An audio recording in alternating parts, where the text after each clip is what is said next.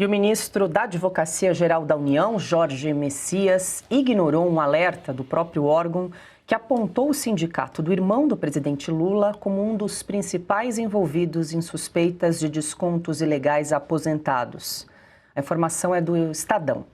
O Sindicato Nacional dos Aposentados, Pensionistas e Idosos da Força Sindical, o Sindinap, aparece num processo interno da AGU de 2024, que listou 9 entidades com aumento de reclamações judiciais sobre descontos não autorizados.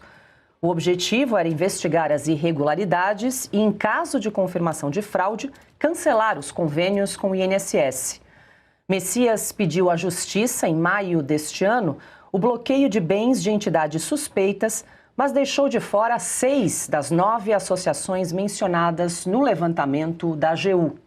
Entre elas, o Sindinap, que tem como vice-presidente o Frei Chico, irmão de Lula.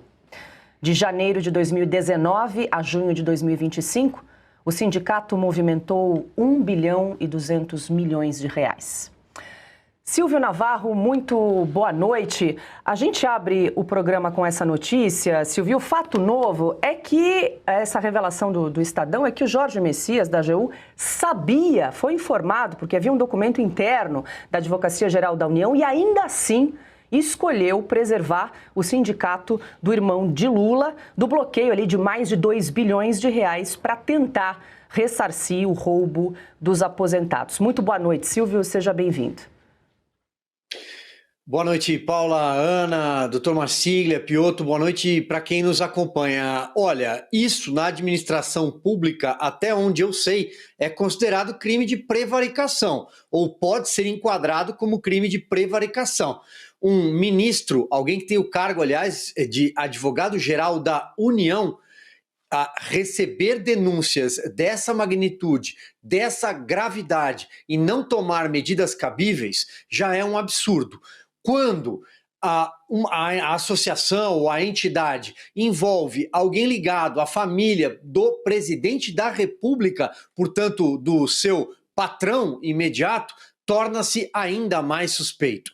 E num momento em que Jorge Messias parece ser o favorito, pelo menos nas páginas dos jornais, há um cargo de ministro do Supremo Tribunal Federal que deverá passar pelo crivo do Senado da República, onde tem uma CPI, uma comissão mista com deputados e senadores, para investigar justamente uma fraude bilionária, um assalto ao roubo de aposentados e pensionistas. A coisa segue muito enrolada e isso seguramente, se Jorge Messias for realmente o nome indicado por Lula, nós ainda não sabemos. Mas as notícias que circulam é que ele já teria avisado Rodrigo Pacheco, que era o outro nome cotado, de que não será ele. Então Pacheco deve se aposentar, não tem condições nenhuma de ir à urna no ano que vem.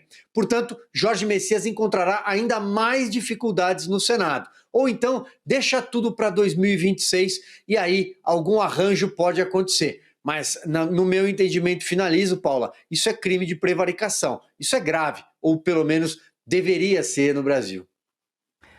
Vou jogar para o André Marcília, já que o Silvio mencionou aí a possibilidade de crime de prevaricação envolvendo o Jorge Messias. Muito boa noite, Marcília, seja bem-vinda. Deixa eu trazer o que disse a União sobre o caso. Ela foi procurada pelo Estadão, que revelou esse documento interno da AGU e disse o seguinte, que esse documento não tinha o objetivo de identificar fraudes e não levantou elementos suficientes para a providência judicial e que aí, portanto, o Jorge Messias fez ali a opção de excluir alguns sindicatos e associações, entre eles o Sindinap, do irmão do Lula, que é vice-presidente, e também a CONTAG, que arrecadou milhões, né, também com essa questão dos aposentados. Muito boa noite. Boa noite, Paula, Piotto, Silvio, Ana, toda a audiência. Olha, quando você é uma autoridade pública, a omissão, ela não é uma opção, né? Se você tem a suspeita sobre algo, ou alguém suspeita de alguma coisa, você tem o dever de investigar.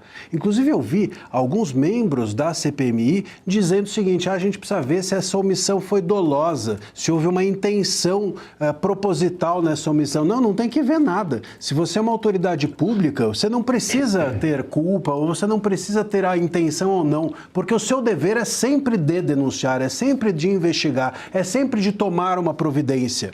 Se um policial está na rua, por exemplo, e percebe que há uma suspeita de um crime, ele não tem a opção de escolher, ele não tem a opção de ir lá ver o que acontece ou está acontecendo ou não. Essa não é uma opção da autoridade. E não importa se essa omissão foi ou não proposital. Se fez, é responsável pelo que fez ou pelo que não fez nesse caso. Então, trata-se não apenas de prevaricação, eu acho que, aliás, é um exemplo para se ensinar em faculdade, é um exemplo para botar em livro, né, de tão cabível, de tão perfeito que é. Como também ele se torna automaticamente aqui o Messias indigno de poder se dizer que ele tem uma reputação ilibada, porque o artigo 101 da Constituição, né, que é o que diz, o que você...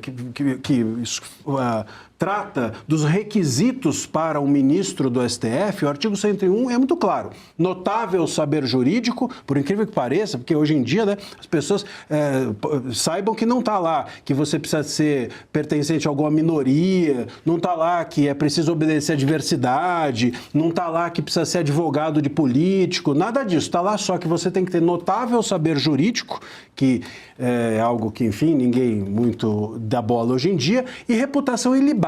Ilibada não é só ser correto. Ilibado significa ser uma reputação inquestionável.